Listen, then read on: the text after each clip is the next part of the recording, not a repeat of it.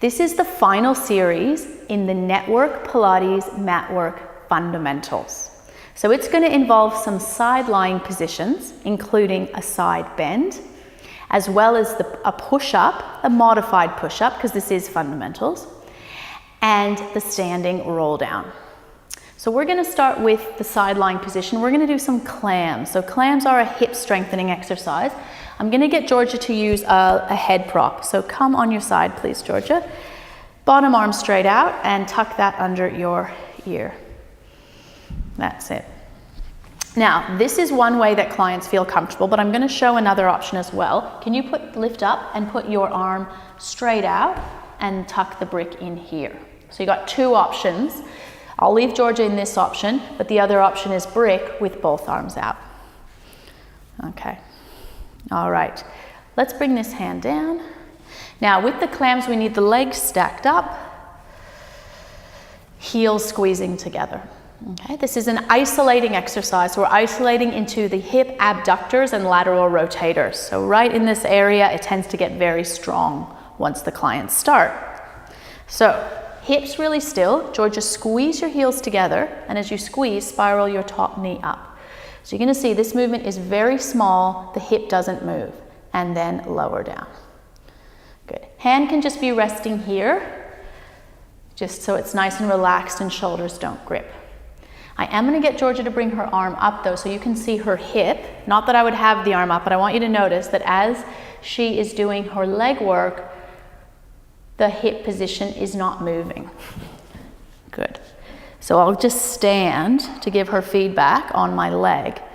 Because what often happens in this exercise is, I'm going to move Georgia into what I don't want, that. Because then we're starting to move through the spine as well, and this is an isolation of just the hip. So essentially the spine itself is neutral. Okay, so this is the clam. Georgia, can you place your hand back down? Now, there's more variations of the clams in the Pilates for hips and shoulders course. So we're going to just stick with this as the clam.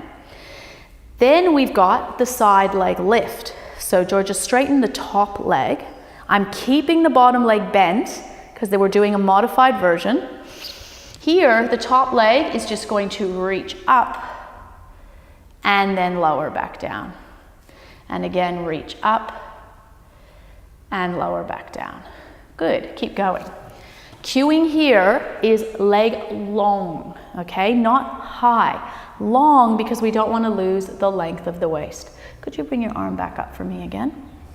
Good, so look at Georgia's waist. As her leg lifts, can you see how she hasn't released it? My hand is here, the mouse tunnel. There's no mice in this room, but if there were, a little mouse would be able to scurry under Georgia's waist, and that is the space that we actually want. Good.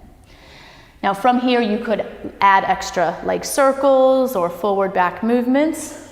Lots and lots of variations, but the main thing is the moving leg does not move the hip line. Great, thank you very much. Let's stack up the knees now, and we're going to come onto the forearm. So just come onto this right side for a side plank. All right.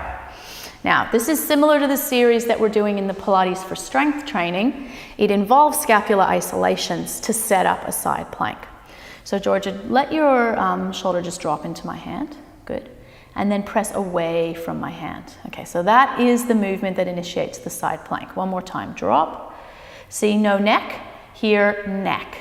No neck when she drops, and then neck. Good, hold. Now that in itself is a pretty strong exercise for some clients, but Georgia's gonna add on. Keep pressing, and now Georgia, lift your hips up as well. Good, and raise your arm up as well. So having that arm work just helps sometimes to keep reaching out of the mat.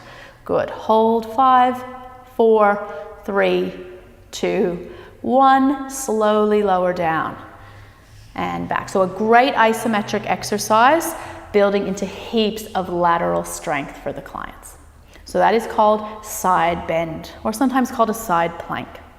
All right, can you please come onto your push-up position? So we're going to do a modified push-up. We're going to do it on the knees, yeah? So it's midway between being in a cat stretch and being fully on the toes.